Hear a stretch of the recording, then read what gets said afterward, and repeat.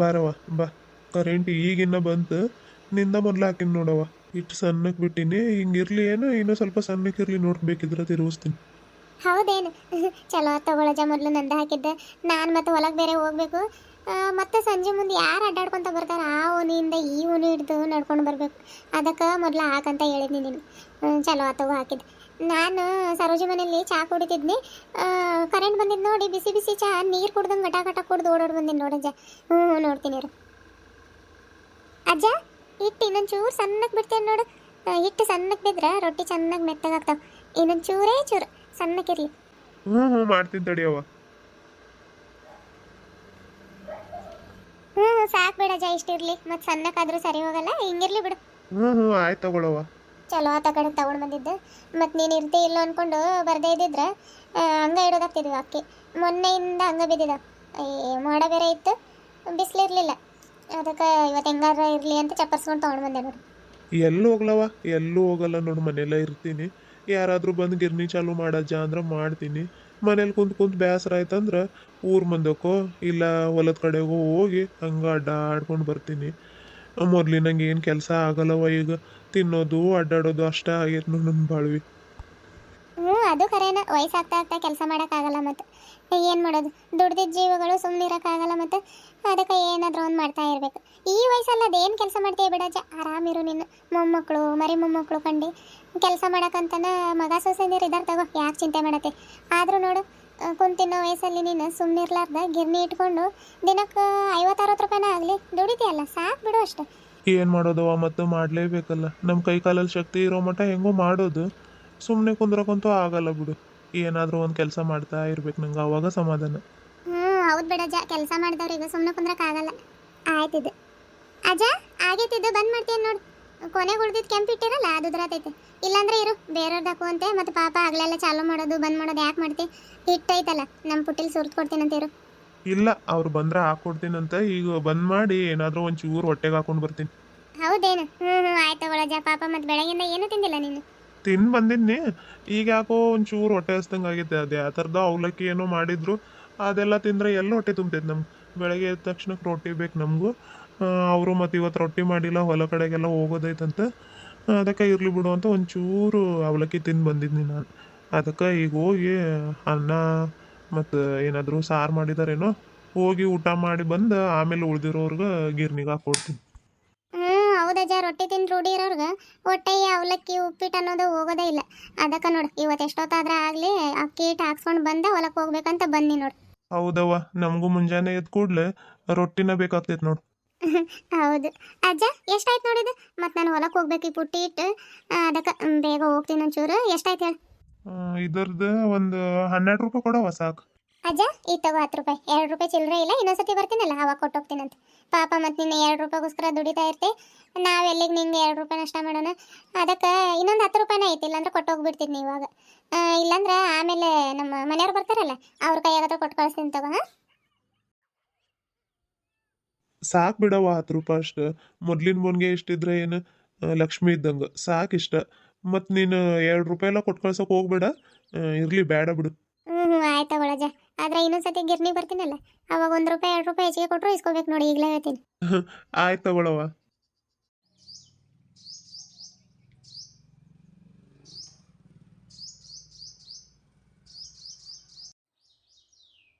ಹುಷ್, ಅಯ್ಯಪ್ಪ, ಅಷ್ಟು ದೂರದಿಂದ ಇಲ್ಲಿ ಮಠ ನಡ್ಕೊಂಡು ಬರೋಷ್ಟೊತ್ತಿಗೆ ಸಾಕಾಯ್ತು ನನಗೆ. ಏನು ತುಸು ದೂರ ಆಯ್ತದ ಗಿರ್ನಿ. ಈ ಓಣಿ ದಾಟಿ ಆ ಓಣಿ ದಾಟಿ ಸರೋಜಿ ಮನೆ ಹತ್ರಕ್ಕೆ ಹೋಗ್ಬೇಕು. ಆ ಓಣಿಗೆ ಹೋಗ್ಬೇಕು. ಅಲ್ಲಿಂದ ಇಲ್ಲಿ ಮಠ ನಡ್ಕೊಂಡು ಬರೋಷ್ಟೊತ್ತಿಗೆ ಕಾಲೊಂಥರ ನೋವು ಬಂದಾಗ ಅದು ನನಗೆ. ಪುಟ್ಟಿ ಇಲ್ಲೇ ಗಾಳಿಗೆ ಇಡ್ತೀನಿ ಸರಿ, ಒಳಗೆ ಇಡೋದು ಬೇಡ. ಗಂಗಾಗ ಅಕ್ಕಿ ಹಿಟ್ಟಿನ ಡಬ್ಬಿ ಬೆಳಗಿನ ತೊಳೆದಿಡು ಅಂದಿದ್ನಿ. ಏನು ತೊಳೆದಿದ್ದಾಳ ಏನು ಮಾಡಿದಾಳ ನೋಡ್ಬೇಕು. ಆಮೇಲೆ ಹೊಲದಿಂದ ಬಂದು ಅಕ್ಕಿ ಹಿಟ್ಟು ಜರಡಿ ಹಿಡ್ದು ಡಬ್ಬ್ಯಾಗ ತುಂಬಿಡ್ತೀನಂತ. ಈಗ ಹೊಲಕ್ಕೆ ಹೋಗ್ತೀನಿ. ಬೆಳಗ್ಗೆ ಗಂಗಾ ಅನ್ನ ಒಂದು ಮಾಡಿಟ್ಟು ಹೋಗಿದ್ಲು. ಸಾರು ಮಾಡೋದೈತೇನೋ ಇನ್ನು. ಪಾಪ ಮತ್ತು ಬಿಸಿಲಾಗ್ತೈತಂತ ಹಂಗೆ ಹೋಗ್ಬಿಟ್ಟಿದ್ದಾಳೆ. ಬಟ್ಟೆ ಹೋಗ್ಕೊಂಡು ಬಂದು ಸುಸ್ತಾಗಿರ್ತೈತಿ. ಯಾವಾಗ ಬಂದು ಮಾಡ್ತಾಳೆ ಅವಳು? ಇರಲಿ ತಡಿ, ಸಾರು ಮಾಡಿ ಹೋಗ್ತೀನಂತ, ಏನಾಗಲ್ಲ. ಕರೆಂಟ್ ಬೇಗ ಬಂದಿದ್ದಕ್ಕೂ ಚಲೋ ಆಯ್ತು, ಇಲ್ಲಾಂದ್ರೆ ಅಲ್ಲ ಕುಂದಿರ್ತಿದ್ನಿ ನಾನು ಇನ್ನು. ಇರಲಿ, ಸಾರು ಮಾಡಿ ಹೋಗ್ತೀನಿ. ಟೊಮೆಟೊ ಇದಾವೇನೋ ಒಂದು 4. ಇದೊಂದು ಅರ್ಧ ಕಟ್ ಮಾಡಿ ಅವನ್ನ ಎತ್ತಿಡ್ತೀನಿ ಸರಿ. ಮತ್ತು ಬೇರೆ ಸಾರಿಗೆ ಹಾಕಕ್ಕೆ ಬರ್ತೈತಿ. ಮತ್ತು ಎಲ್ಲ ಈ ಟೊಮೆಟೊ ಸಾರಿಗೆ ಹಾಕ್ಬಿಟ್ರೆ ಟೊಮೆಟೊ ಸಾರು ಹುಳಿ ಆಗಿಬಿಡ್ತೈತಿ. ಸಾಕಿ ಒಂದು 2-3 ಹಾಕಿದ್ದೀನಿ ಟೊಮೆಟೊ, ಅವನ್ನ ಹಾಕಿತ್ತಿರ್ತೀನಿ. ನೋಡಿ ಈಗ ಹೆಂಗೆ ಉರಿ ಆಗ್ತೈತೆ. ನಾನು ಸಾರಿಗೆ ಜೋಡಿಸ್ಕೊಳತ್ತೀನಿ, ದಗ ದಗ ಉರಿತೈತೆ. ಬೇಕಂದಾಗ ಫೂ ಫೂ ಮಾಡಿ ಕೆಮ್ಮು ಬರಬೇಕು, ಆದರೂ ಉರಿ ಆಗಲ್ಲ. ಬೆಳಗ್ಗೆ ನಾವು ಕೆಂಡ ಇದ್ವೇನೋ, ಕಟ್ಟಿಗೆ ಜೋಡಿಸಿದ ತಕ್ಷಣಕ್ಕೆ ಎಷ್ಟು ಬೇಗ ಉರಿ ಹತ್ಕೊಂಡ್ಬಿಟ್ಟೈತೆ. ಉರಿಲಿ ಎಣ್ಣೆ ಬಿಸಿ ಆದ್ರೆ ಒಗ್ಗರಣೆ ಜಲ್ದಿ ಆಗ್ತೈತೆ. ಸಾರು ಒಗ್ಗರಣೆ ಕೊಟ್ಟು ಹೋಗ್ತೀನಿ ಜಲ್ದಿ. ಅಡುಗೆ ಮನ್ಯಾಗ ಹೆಣ್ಮಕ್ಳಿಗೆ ಅವಸರಕ್ಕೆ ಮಾಡೋ ಸಾರು ಅಂತಂದ್ರೆ ಟೊಮೆಟೊ ಸಾರು ನೋಡ್ರಿ. ಟೊಮೆಟೊ ಗೊಜ್ಜು, ಟೊಮೆಟೊ ಸಾರು, ಹೌದಲ್ರಿ? ಅದಕ್ಕೆ ನಾನು ಏನು ಸಾರು ಮಾಡೋಣಂತ ಯೋಚನೆ ಮಾಡಿ ಕೊನೆಗೆ ಟೊಮೆಟೊ ಸಾರು ಮಾಡತ್ತೀನಿ ನೋಡ್ರಿ. ಬೇರೆ ಸಾರು ಮಾಡ್ಕೊಂತ ಕುಂತ್ರೆ ಹೊಲಕ್ಕೆ ಹೋಗೋಕೆ ಟೈಮ್ ಆಗ್ತೈತ್ರಿ. ಅದಕ್ಕೆ ಬಂದು ಮಾಡ್ತಿದ್ಲು ಗಂಗಾ, ಮತ್ತು ಪಾಪ ಬಂದು ಯಾವಾಗ ಮಾಡ್ತಾಳಂತ ಮಾಡಕ್ಕೆ ಕುಂತೀನಿ ನೋಡ್ರಿ. ಈಗ ಒಲೆ ಮೇಲೆ ಒಂದು ಪಾತ್ರೆ ಇಟ್ಟು ಅದಕ್ಕೆ ಒಳ್ಳೆಣ್ಣೆ ಹಾಕಿ ಎಣ್ಣೆ ಕಾದ್ಮೇಲೆ ಮೊದಲು ಜಜ್ಜಿದ ಬೆಳ್ಳುಳ್ಳಿ, ಈರುಳ್ಳಿ, ಟೊಮೆಟೊ ಅಷ್ಟು ಹಾಕೋಬೇಕ್ರಿ. ನೋಡ್ರಿ ಈಗ ನಾವೇನು ಹಾಕಿರ್ತೇವಲ್ಲ ಈರುಳ್ಳಿ, ಟೊಮೆಟೊ, ಬೆಳ್ಳುಳ್ಳಿ, ಅವು ಒಗ್ಗರಣೆಲಿ ಚೆನ್ನಾಗಿ ಬೆಂದಾದ್ಮೇಲೆ ಇದಕ್ಕೊಂಚೂರು ಉಪ್ಪು ಹಾಕೋಬೇಕ್ರಿ, ಭಾಳ ಬೇಡ. ಆಮೇಲೆ ನಾವು ನೀರು ಹಾಕ್ತೇವಲ್ಲ ಅವಾಗ ಹಾಕೊಂಡ್ರೆ ಆಯ್ತು. ಇವಾಗ ಯಾಕೆ ಹಾಕ್ಬೇಕಂತಂದ್ರೆ ಒಗ್ಗರಣೆಲಿ ಉಪ್ಪು ಹಾಕಿದ್ರೆ ಟೊಮೆಟೊ ಬೇಗ ಮೆತ್ತಗಾಗ್ತಾವ್ರಿ. ಮೆತ್ತಗಾದ್ರೆ ಮಸಿಯಕ್ಕೆ ಚಾಲು ಆಗ್ತೈತ್ರಿ. ಅದಕ್ಕೆ ಉಪ್ಪು ಹಾಕೋತೇವ್ರಿ ನಾವು. ಅಯ್ಯೋ ನನ್ನ ಮರವಿಗೆ ಇಷ್ಟು ಉಪ್ಪು ಅಂದಾಗ ಈಗ ನೆನಪಾಯ್ತು. ಉಪ್ಪು, ಖಾರ, ಅರಿಶಿನ ಏನೇನು ತೊಗೊಂಡಿಲ್ಲ. ಕೈ ಬಿಸ್ಕೊಂಡು ಹಂಗೆ ಕುಂತು ಗಂಗಾ ಮನೇಲಿಲ್ಲ ಅನ್ನೋದು ದ್ಯಾಸಕ್ಕೆ ಬಂದಿಲ್ಲ ನನಗೆ. ಅಡುಗೆ ಮಾಡ್ಬೇಕಾದ್ರೆ ಗಂಗಾ ಅದು ಕೊಡು ಇದು ಕೊಡು ಅಂತ ರೂಢಿ ತಗೋತೀನಿ ಅಂದ್ರೆ. ಆವಾಗಲೇ ಒಗ್ಗರಣೆಲಿ ಉಪ್ಪು ಹಾಕಿದ್ದೀವಲ್ರಿ, ಟೊಮೆಟೊ ಚೆನ್ನಾಗಿ ಬೆಂದಿದ್ದು, ಅದನ್ನು ಮಸ್ದು ಈಗ ಒಂದು ಚಮ್ ನೀರು ಹಾಕತ್ತೀನಿ ನೋಡ್ರಿ. ನೀರು ಹಾಕಿ ರುಚಿಗೆ ತಕ್ಕಷ್ಟು ಉಪ್ಪು, ಖಾರ ಹಾಕಿ ಅರಿಶಿನ ಉದುರಿಸಿದ್ರೆ ಆಯ್ತು ನೋಡ್ರಿ ನಮ್ಮ ಸಾರು ಆದಂಗೆ. ಸಾರು ಒಂದು ಕುದಿ ಬರಲಿ ತಡೆ, ಅಷ್ಟೋ ತನಕ ಈ ಅಡುಗೆ ಮನೆ ಕ್ಲೀನ್ ಮಾಡ್ಕೊಂಡ್ಬಿಡ್ತೀನಿ. ಒಂದು ಕುದಿ ಬಂದ್ರೆ ಆಮೇಲೆ ಸಾರು ಇಳಿಸಿದ್ರೆ ಆಗ್ತೈತಿ. ಉಪ್ಪು, ಖಾರ, ಚಂಬು, ಇಳಿಗೆ ಮನೆ ಎಲ್ಲ ಅಲ್ಲೆಲ್ಲ ಇದಾವೆ. ಏನು ನೋಡೋಕ್ಕಾಗವಲ್ದು ಅಡುಗೆ ಮನೆ. ಒಂದು ಸ್ವಲ್ಪ ಕ್ಲೀನ್ ಮಾಡ್ಕೊಂಡ್ಬಿಡ್ತೀನಿ.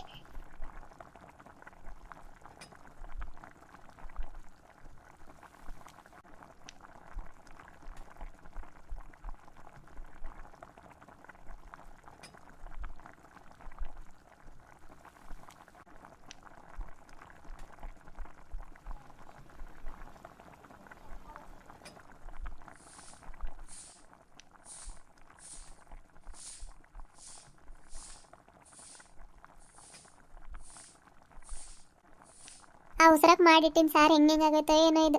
ರಾತ್ರಿಗೂ ಆಗೋಷ್ಟು ಮಾಡಿಟ್ಬಿಟ್ಟಿನಿ. ಮತ್ತು ಬಂದು ಎಲ್ಲಿ ಮಾಡ್ತಾಳೆ, ಹೆಂಗೋ ಮಾಡ್ತಿದ್ನಲ್ಲ ಒಂಚೂರು ಜಾಸ್ತಿ ಮಾಡಿದ್ನ ಅಷ್ಟೆ. ಇರಲಿ, ಸಾರು ಕುದಿ ಬಂದೈತಿದ್ದ, ಕಟ್ಟಿಗೆ ಆರಿಸಿ ಸಾರು ಇಳಿಸಿ ಮೊದಲು ಹೋಗ್ತೀನಿ ಅಂದ್ರೆ ಟೈಮ್ ಆಗ್ಬಿಡ್ತು. ನಾನು ಗಂಗಾ ಯಾಕೋ ಬಟ್ಟೆ ಹೋಗ್ಕೊಂಡು ಇನ್ನೂ ಬಂದಿಲ್ಲಲ್ಲ. ಬಿಸಿಲು ಆಯಿತು, ಇಷ್ಟು ತನಕ ಬರಬೇಕಾಗಿತ್ತು. ಬಟ್ಟೆನೂ ಭಾಳ ಇದು ಬಿಡು. ಇರಲಿ, ನಿಧಾನಕ್ಕೆ ಬರಲಿ. ನಾನು ಬೇಗ ಹಾಕ್ಕೊಂಡು ಬೇಗದ ಕೈ ಇಟ್ಟು ಹೋಗ್ತೀನಿ.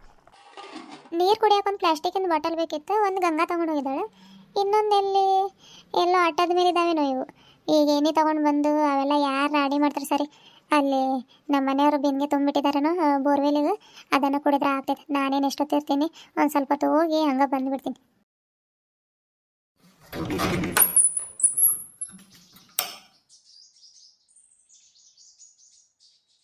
ಎಲ್ಲಿ ಇಡಲಿ ಇದು ಬೇಗದ ಕೈ? ಆವಾಗಲೇ ಇಟ್ಟಿದ್ನಲ್ಲ, ಇಲ್ಲ ನೇತಾಕ್ಲ, ಎದ್ರಿಗೆ ಆಗ್ತೈತಿದ್ದು.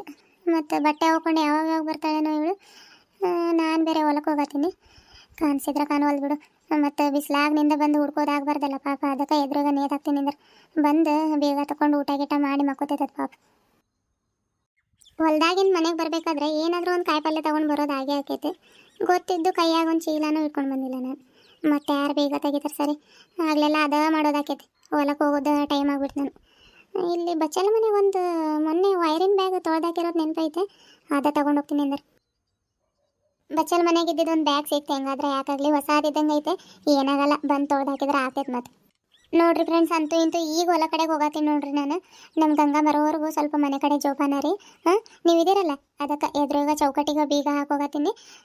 ಸ್ವಲ್ಪ ನೋಡ್ಕೋತೀರಲ್ಲ. ಟಾಟಾ, ಬಾಯ್ ಬಾಯ್.